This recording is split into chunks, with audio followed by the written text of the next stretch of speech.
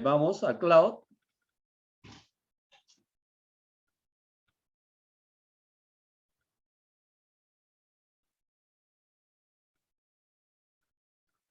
Muy bien, buenas noches. Los que nos visitan, gracias por estar con nosotros. Esta noche vamos a comenzar la primera parte del capítulo número 28. El próximo miércoles sería la siguiente parte.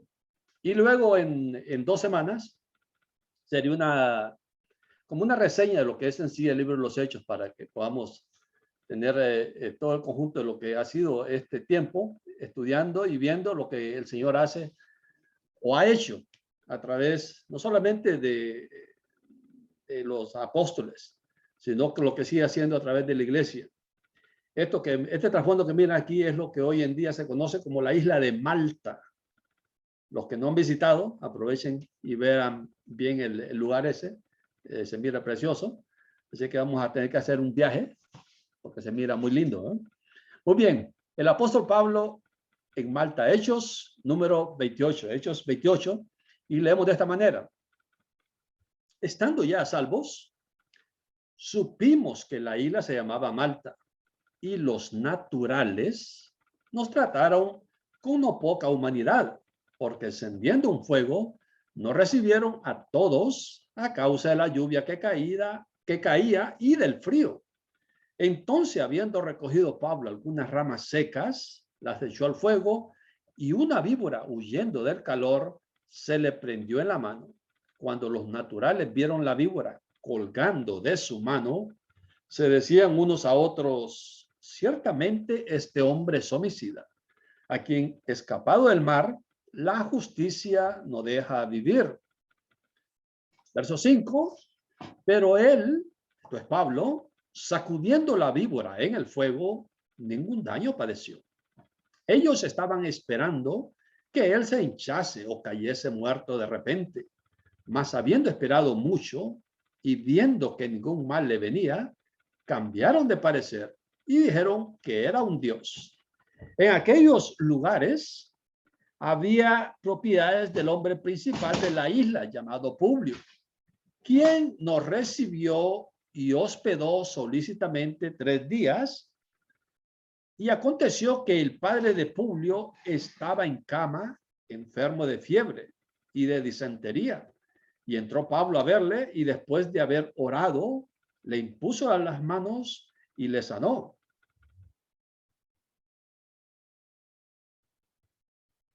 Hecho esto, también nosotros, que en la isla tenían enfermedades, venían y eran sanados, los cuales también nos honraron con muchas atenciones, y cuando zarpamos, nos cargaron de las cosas necesarias. Hasta aquí nos vamos a quedar en esta ocasión, pero vamos a terminar la lectura del capítulo, ya que es un capítulo muy precioso. Así que próxima semana vamos a continuar el verso 11 en adelante.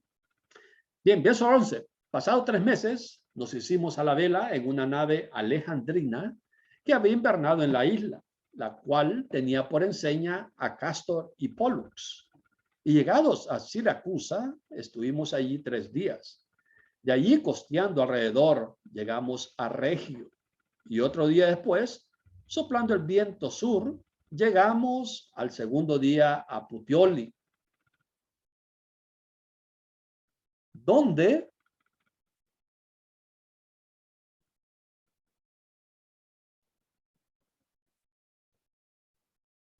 habiendo hallado hermanos, nos rogaron que nos quedásemos con ellos 7 días, y luego fuimos a Roma, de donde, oyendo de nosotros, los hermanos salieron a recibirnos hasta el foro de Apio y las 3 tabernas. Y al verlos, Pablo dio gracias a Dios y cobró aliento.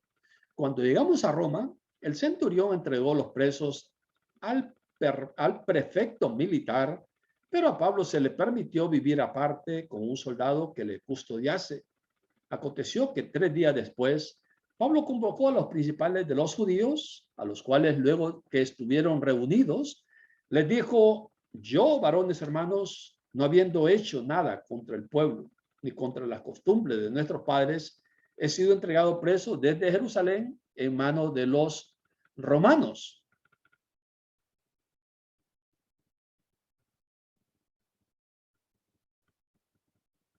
los cuales, habiéndome examinado, me querían soltar por no haber en mí ninguna cosa de muerte.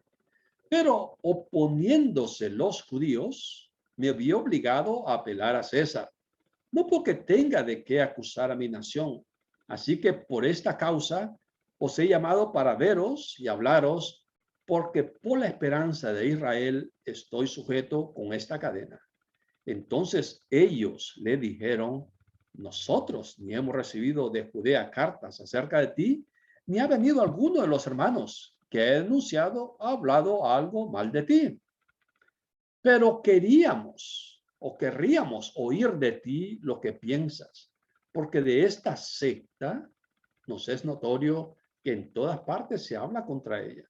Y habiéndole señalado un día, vinieron a él muchos a la posada, a los cuales les declaraba y les testificaba el reino de Dios desde la mañana hasta la tarde, persuadiéndoles acerca de Jesús, tanto por la ley de Moisés como por los profetas. Y algunos asentían a lo que se decía, pero otros no creían. Y como no estuviesen de acuerdo entre sí, al retirarse, les dijo Pablo esta palabra: bien habló el Espíritu Santo por medio del profeta Isaías a nuestros padres, diciendo: ve a este pueblo y diles, de oído oiréis y no entenderéis, y viendo veréis y no percibiréis, porque el corazón de este pueblo se ha engrosado y con los oídos oyen pesadamente y sus ojos han cerrado, para que no vean con los ojos y oigan con los oídos y entiendan de corazón y se conviertan, y yo los sane. Sabed pues que a los gentiles es enviada esta salvación de Dios, y ellos oirán. Y cuando hubo dicho esto, los judíos se fueron, teniendo gran discusión entre sí.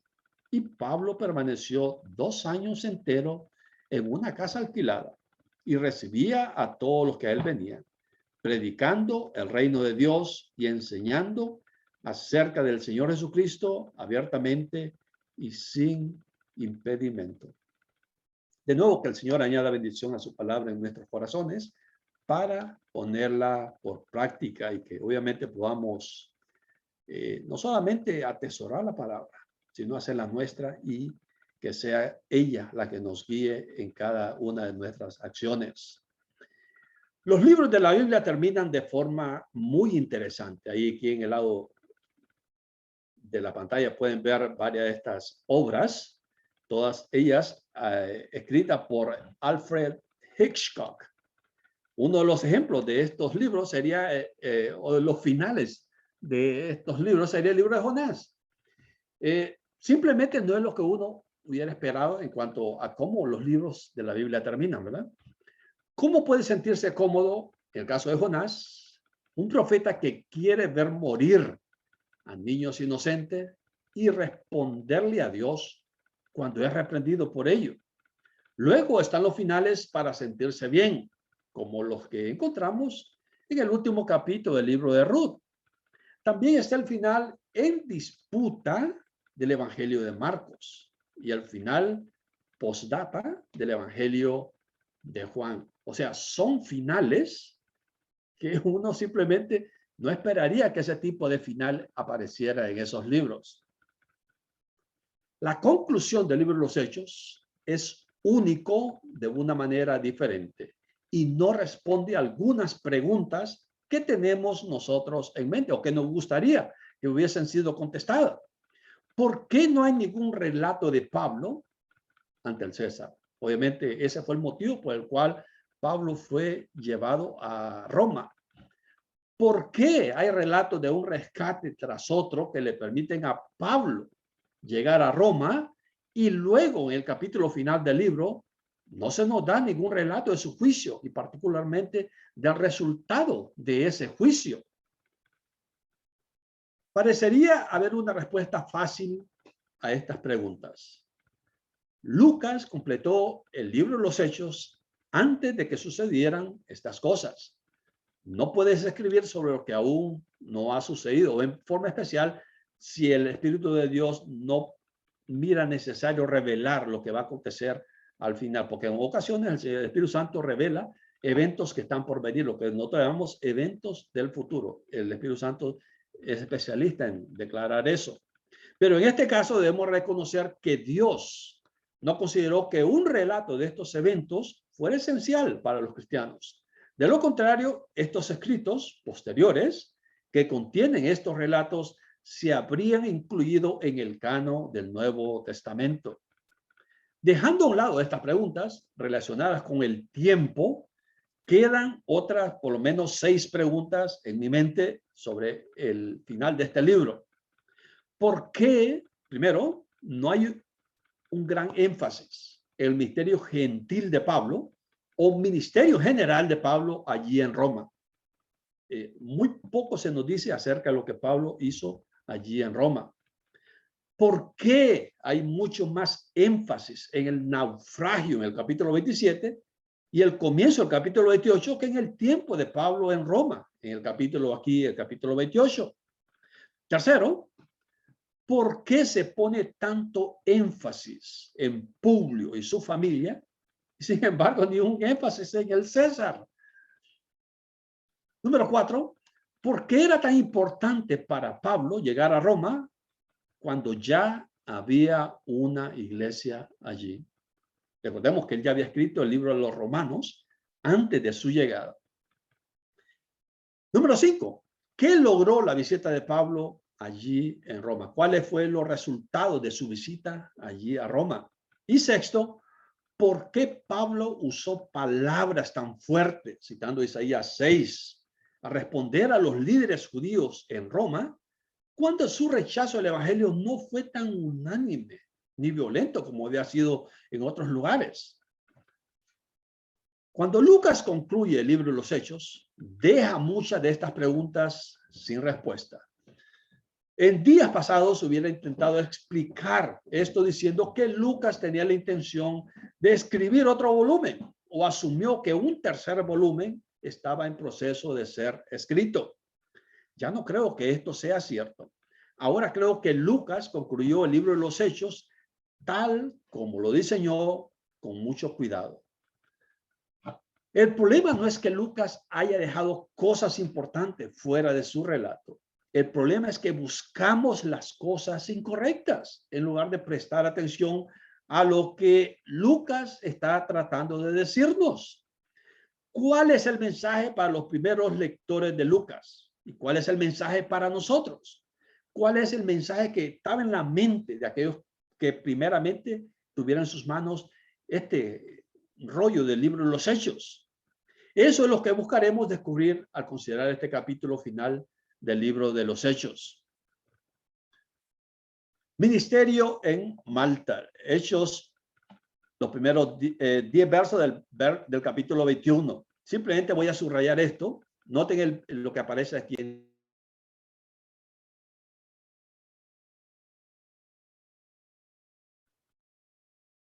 Dice, estando ya a salvo, supimos que la isla se llamaba Malta. Noten, y los naturales, en verdad la palabra que aparece ahí es bárbaros.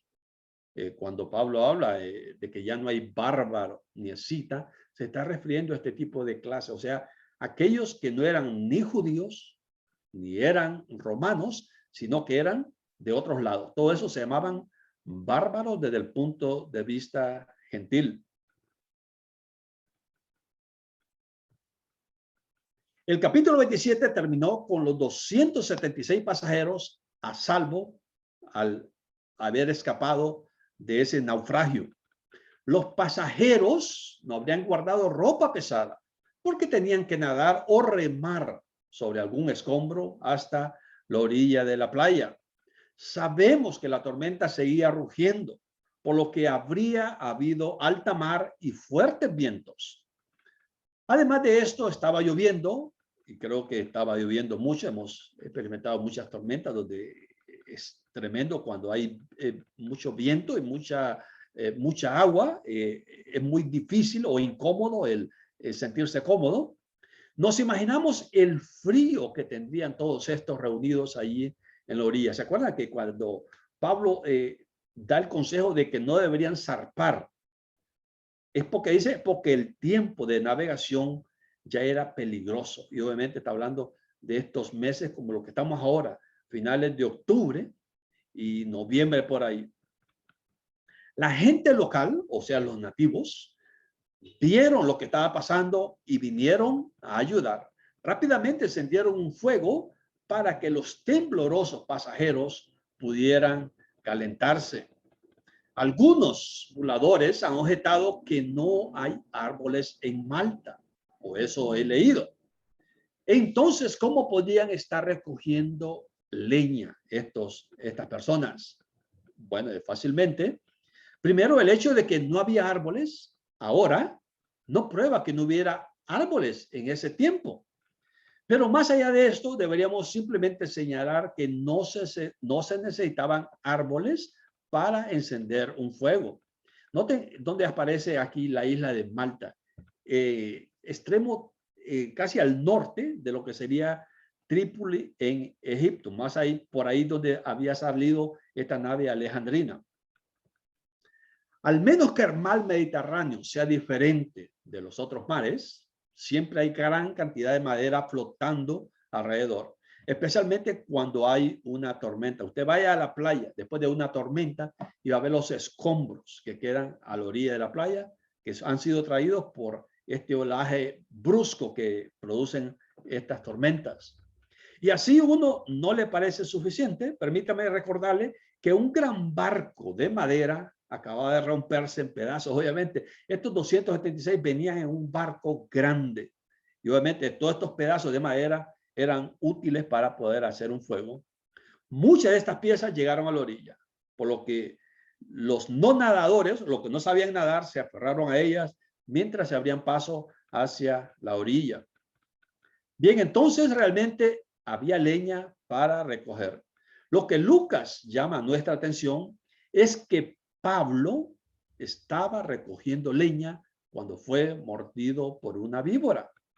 En los viajes que he hecho por Latinoamérica, la recogida de leña era obra de mujeres o niños en la mayoría de los lugares. No sé si puedo recordar haber visto a un hombre recogiendo o cargando leña. Esto es en mis viajes. El caso es que Pablo está haciendo un trabajo muy humilde. Aquí, cuando recoge leña,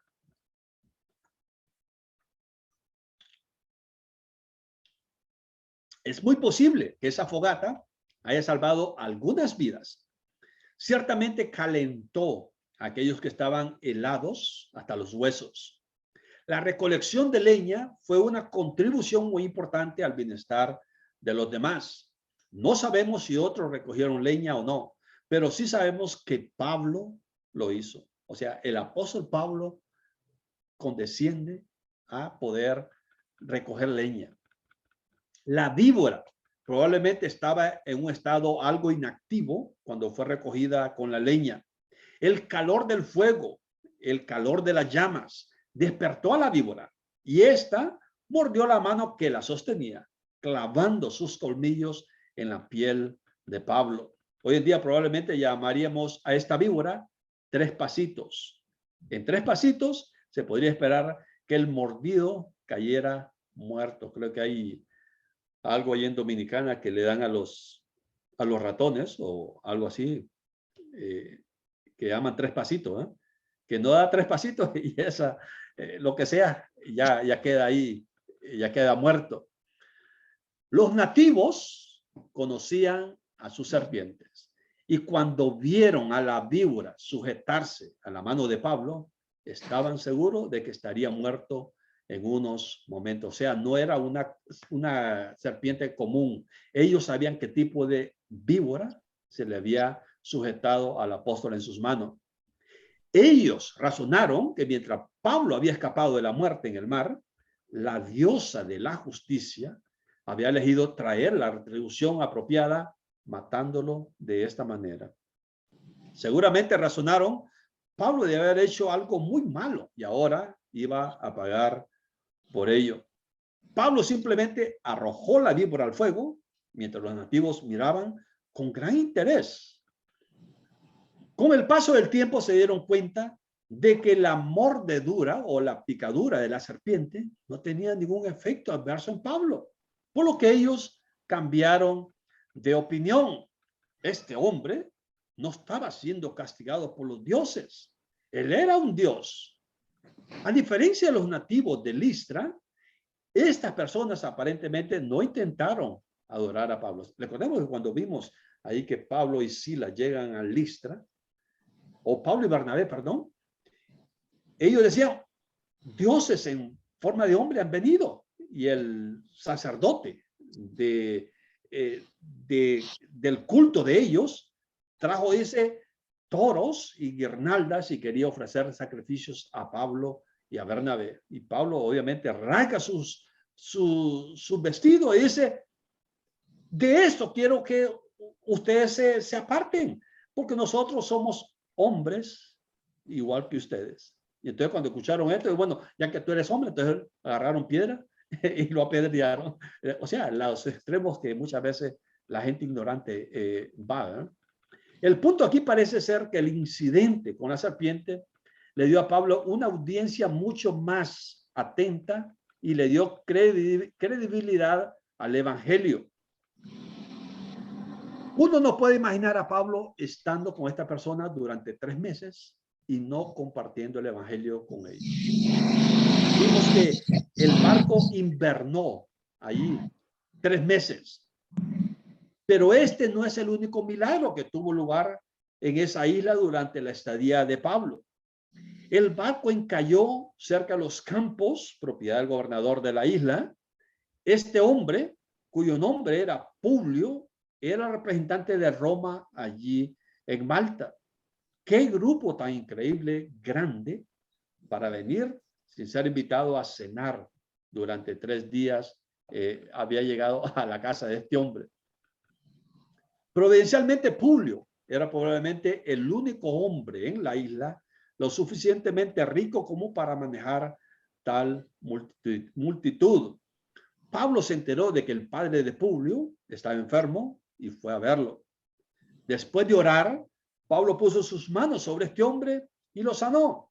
No pasó mucho tiempo para que se difundiera la noticia y pronto llegaron los enfermos de toda la isla y fueron todos curados o sanados. O sea, el Señor obró en forma maravillosa allí en la vida, no solamente de Pablo, sino de aquellos que estaban allí en la isla.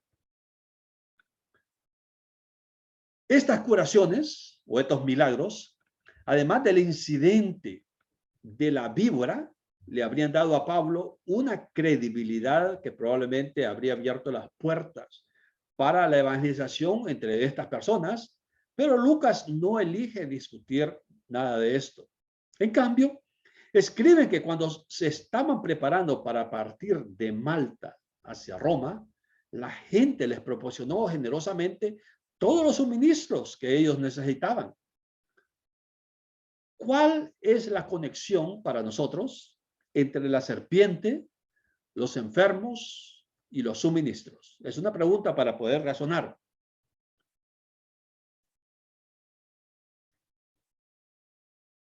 Sugeriría que aquí, como antes, a bordo del barco, la presencia de Pablo resultó ser una bendición para todos. Notemos que en el barco, al principio no prestaron atención al consejo de Pablo, pero después, obviamente, Pablo, usado por el Espíritu Santo, hizo que no solamente los soldados y la tripulación se salvaran, sino que todos pudieran ser salvos, porque el Señor le había prometido a Pablo que le iba a conceder todos los que estaban en el barco. Todos los que estaban a bordo del barco se salvaron gracias a Pablo. Debido al suministro de Pablo de curar a los enfermos en Malta, todos disfrutaron de las generosas provisiones provistas por la gente agradecida de esta isla. La presencia de Pablo fue la base de las bendiciones que todos los demás disfrutaron. Pablo y el pacto abrahámico. ¿Se acuerdan cuando Dios hace el pacto con Abraham? A este respecto, se me ocurrió que Pablo era el judío perfecto o ese judío completo del cual ese pacto estaba apuntando. En particular, la vida de Pablo demostró, como se suponía, que el pacto de Abraham obraría en el mundo. En Génesis 12,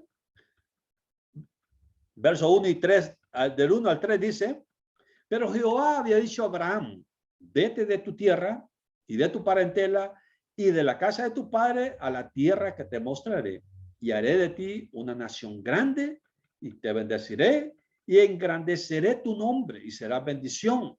Bendeciré a los que te bendijeren y a los que te maldijeren, maldeciré y serán benditas en ti todas las familias de la tierra. Los judíos entendieron correctamente que el pacto de Dios con Abraham significaba que Dios lo bendeciría a él y a sus descendientes. Prometió bendecir a Abraham y a Sara dándoles un hijo, a Isaac. Dios prometió que bendeciría a los descendientes de Abraham. Él le daría a la simiente de Abraham la tierra de Canaán y los bendeciría a ellos allí. El problema fue que los judíos llegaron a considerar las bendiciones de Dios como su única posesión, más que como una mayordomía. O sea, ellos se habían apropiado de las bendiciones de Dios como algo que les pertenecía a ellos. No entendieron o eligieron olvidar que el pacto de Abraham también significaba que los judíos serían una fuente de bendición para todas las familias de la tierra. Génesis 12 y el verso 3. Y así fue como Jonás tipificó también la resistencia de Israel a este aspecto del pacto abrahámico. Él ilustró el odio de Israel hacia los gentiles y la negativa de los judíos a ser una luz para los gentiles, como se suponía que debían ser. Lamentablemente, Jonás no fue la excepción. Él era la norma, él era la regla, él era el continuo actuar de la mayoría del pueblo de Israel, que eran totalmente obstinados y renuentes a hacer de bendición a las demás naciones. Pablo era lo opuesto a Jonás, como notamos en nuestra última lección. Pablo, un judío verdadero y realizado, un judío que confiaba en Jesús como el Mesías, fue una bendición para los gentiles. Anteriormente vimos cómo Pablo bendijo a los gentiles al llevarles el evangelio, pero Pablo también fue una bendición en otros aspectos. Pablo bendijo a los que estaban a bordo de su barco, animándolos y que convirtiéndose en el medio de su liberación. Pablo bendijo a estos pasajeros temblorosos, ayudando a mantener el fuego encendido. Pablo fue una bendición para Publio, su padre, y para los nativos de Malta al curar a los enfermos. Y debido a la gratitud de estos nativos por el ministerio de Pablo hacia ellos, Pablo fue una bendición para los pasajeros, quienes disfrutaron de las provisiones que la gente de Malta les proporcionó con todo agrado, con todo gusto.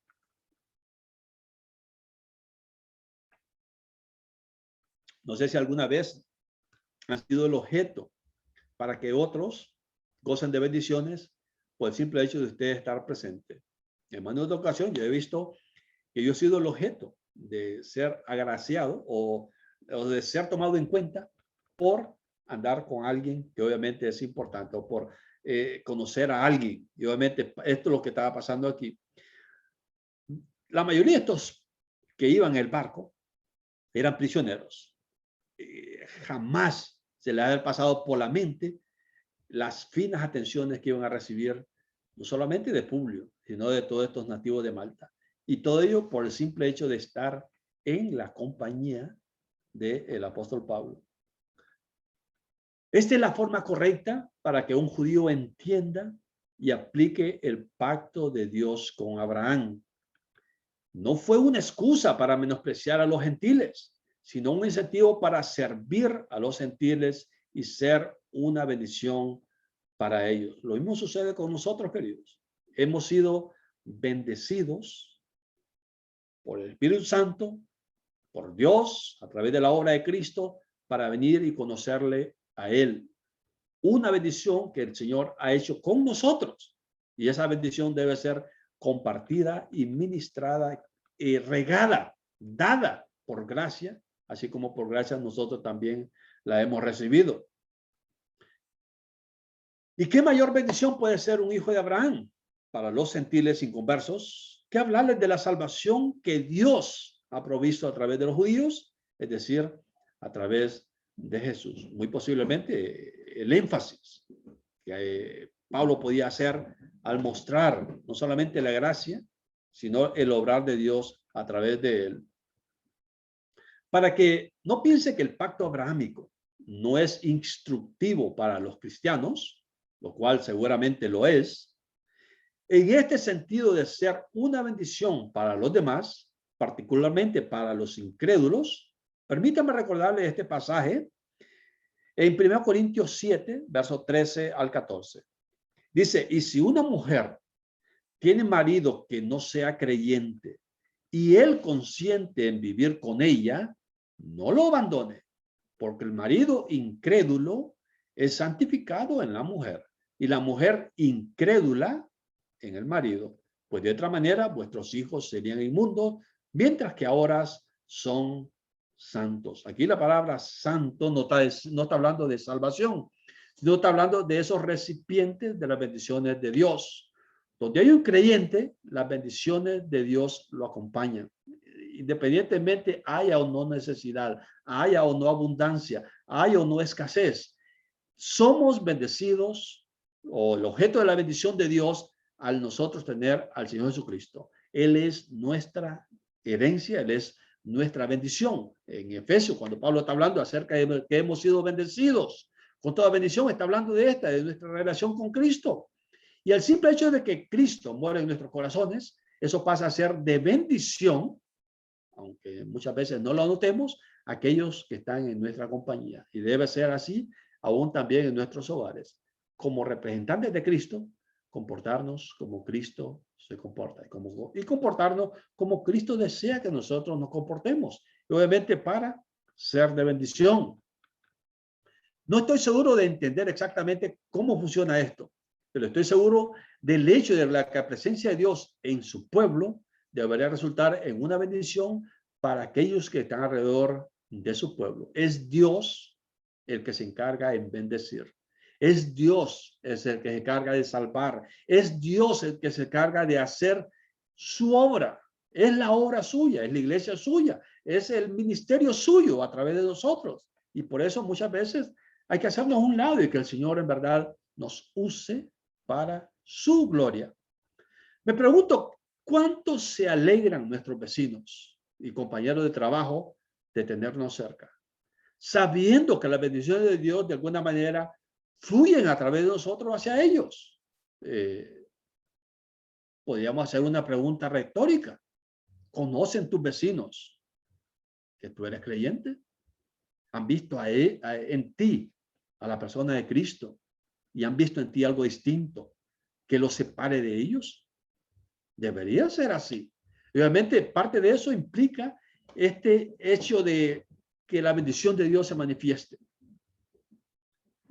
Así que según tengamos oportunidad, Gálatas 6:10, noten, según tengamos oportunidad, hagamos bien a todos y mayormente a los de la familia de la fe. Es innumerable el número de creyentes que conozco que les cuesta este tema de hacer bien a todos. Les da lucha. Y obviamente porque nos creemos importantes o no nos queremos bajar un poquito a la altura de los demás. La Escritura, note cómo dice, según tengamos oportunidad. Siempre hay oportunidades. Simplemente hay que abrir los ojos. Hay que ver. ¿Se acuerdan? El Señor decía, mira los campos, están blancos. Cada vez que uno sale, hay oportunidades para hacer el bien. Siempre el Señor coloca oportunidades para que nosotros podamos ser útiles, podamos servir. Abramos los ojos, querido, no solamente en la iglesia, no solamente con la familia de la fe, pero con todo lo que está alrededor de nosotros. Esa es la misión que Dios ha puesto en nosotros, como lo vemos aquí en el apóstol. Permíteme subrayar el hecho de que si bien Dios usa nuestros dones espirituales para bendecir a otros, esta no es la única forma en que podemos ser una bendición para los demás. Pablo bendijo a sus temblorosos compañeros de barco recogiendo leña. Esta fue una tarea humilde, una que Pablo podría haber dejado a otros, ¿verdad? Yo soy el apóstol, le hubiera dicho. Bien le podía decir a Lucas, Lucas, yo te detengo el papel, yo te detengo el lápiz, ve, recoge la leña. Bien le podía decir a Aristarco, bien le podía decir a aquellos que estaban al lado suyo, bien le podía decir a otros, mira, ahí hay leña, ve, búsquela. No, él hizo esta tarea humilde. No hay ninguna tarea, queridos, que está por encima de nosotros. Como decía la vez pasada, ¿qué líder viene a nuestra mente cuando nosotros tenemos un problema en nuestra casa? Hay una gotera, hay una tubería averiada, está el inodoro tapado, hay que hacer un cemento, hay que pintar. ¿Quién viene a nuestra mente? ¿El pastor? Muchos casos es la última persona que viene a nuestra mente, ¿eh? Aquí está el apóstol Pablo recogiendo leña. Hagamos exactamente lo mismo, queridos. Así como nuestro Señor Jesús sirvió a sus discípulos con la humilde tarea de lavarles los pies, así también nosotros debemos servir a los demás mediante un servicio humilde. Notemos en Juan 13, cuando el Señor va de discípulo en discípulo. Obviamente, la mayoría estaban que no tenían palabras. Y es Pedro, obviamente, que habla en lugar de ellos, ¿verdad? Y le dice, Señor, ¿tú me lavas los pies? Y el Señor le dice, lo que yo hago, tú no lo entiendes ahora, Pedro. Lo entenderás después. Y muchas veces ese entender es el que nos frena a nosotros. Queremos entender, queremos ver más allá de lo que en verdad el Señor nos permite ver ahora para nosotros poder movernos o poder hacer algo. El Señor dice, lo que yo hago no lo comprendes ahora. Sirve. Recuerdo una ocasión cuando mi madre plantó un arbolito y me dice, bueno, este árbol es de, en Honduras ese zapote o el mamón, pero lo único que este árbol va a tardar por lo menos 10 años en dar frutos. Y así que tal vez tus hijos o los nietos tuyos van a poder disfrutar de este árbol. Exactamente lo que el Señor estaba diciendo aquí. Después es que muchas veces se va a ver el fruto y se va a poder disfrutar o se va a entender lo que es el servicio humilde. A veces es tan simple como recoger un pedazo de basura que alguien ha dejado atrás sin pensarlo. En nuestros salones siempre hay algo que hacer. Si usted pone los ojos, si usted abre los ojos, siempre hay algo que hacer. Ordenar los libros, ordenar las bancas, ordenar las cortinas, limpiar, barrer, fregar. ¿Qué es lo que no hay? Siempre hay algo en que ser útil, en que servir. A veces puede ser cortar el césped de alguien o lavar sus platos. Hay personas que necesitan ayuda para poder moverse, para poder hacer sus quehaceres. Podemos nosotros hacer esa tarea humilde. Nunca nos consideremos demasiado buenos o demasiado importantes para ministrar a otros de manera humilde. Tomando una lección de Pablo, puede que sea hora de que algunos cristianos se pongan a recoger leña para calentar a los demás. Y posiblemente sea la única labor que en verdad ayude a los demás. Tu forma de conducirte calienta la vida de los otros. Es un desafío para mí también. El hacer algo sin esperar nada a cambio es algo que obviamente el Señor espera de cada uno de nosotros. Y obviamente eso es lo que el apóstol está teniendo aquí en mente. Lo que miran en su pantalla es uno de lo que sería el barco imperial del César. Hoy en día hay cruceros, hay yates de lujo. No es nada nuevo. Miren, esta era la forma que se transportaba el César, el emperador romano. Obviamente, esta es una rendición artística, pero muy parecido a haber sido así. Esto era, por lo que se puede decir, la gente importante o la gente de dinero de esa época. El apóstol, en un servicio humilde, no se consideraba importante. Él era más digno, obviamente, que el César, más digno que muchos de los dignatarios que están hoy en día. No estimó el ser apóstol del Señor Jesucristo como cosa que aferrarse, sino que se despojó a sí mismo, haciéndose siervo, recoger leña para ayudar a los demás. Exactamente lo que Filipenses 2 nos dice acerca del ministerio del Señor, ¿verdad? El Señor merecía este barco y miles de barcos mejores que esto. No estimó el ser Dios y se despojó a sí mismo de esta insignia de realeza para tu beneficio, para mi beneficio. Él, que le pertenecía absolutamente todo, dejó absolutamente todo para venir y salvarte a ti, para venir y salvarme a mí. Y nosotros, que somos los recipientes de su gracia, nos vamos a jactar de ser alguien o de ser algo para no poder servir, para no poder ensuciarnos las manos, para no poder poner el hombro, para no poder visitar.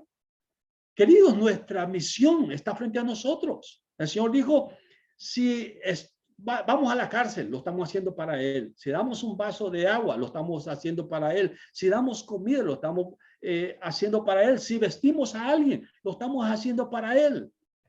Cristo está alrededor de nosotros en ocasiones para que nosotros podamos no solamente servir, sino ser parte útil, ser parte vital, ser parte dinámica de esa forma que Dios quiere alcanzar a nuestra comunidad, de esta forma que Él desea alcanzar a nuestra familia. Nuestras iglesias muchas veces están tan cerradas en las cuatro esquinas que no podemos ver hacia afuera. El Señor dice, alza los ojos, mira los campos. Él vino porque nosotros no podíamos ir a Él. Él se despojó a sí mismo, obviamente para dejarnos ejemplo. Y si Él, en forma gráfica, lo hizo para salvarnos a nosotros, ¿podrá haber algún ejemplo o un esfuerzo mayor que nosotros no podamos hacer para la salvación de alguien? Obviamente el Señor continuamente nos reprende y nos llama la atención. Y parte de eso es lo que vemos aquí en el ejemplo de Pablo. El mayor, podemos decir, de los apóstoles, el mayor de los siervos que Lucas nos está presentando aquí. Un hombre humilde, un hombre con capacidad, un hombre lleno del Espíritu Santo, un hombre con estas experiencias continuas del Señor, dándole palabras para que sea de beneficio. Y muchas veces nosotros queremos los buenos lugares o las buenas atenciones. Pablo, a través del Espíritu Santo, nos está dejando a nosotros una lección práctica. Hermanos, somos simplemente servidores, somos simplemente siervos. Y el Señor dice y que cuando nuestra labor haya sido realizada, simplemente decir, somos siervos inútiles, porque eso es lo que se esperaba de nosotros, fue lo que hicimos. ¿Cómo nos cuesta ir un poquito más allá de lo que es requerido de nosotros?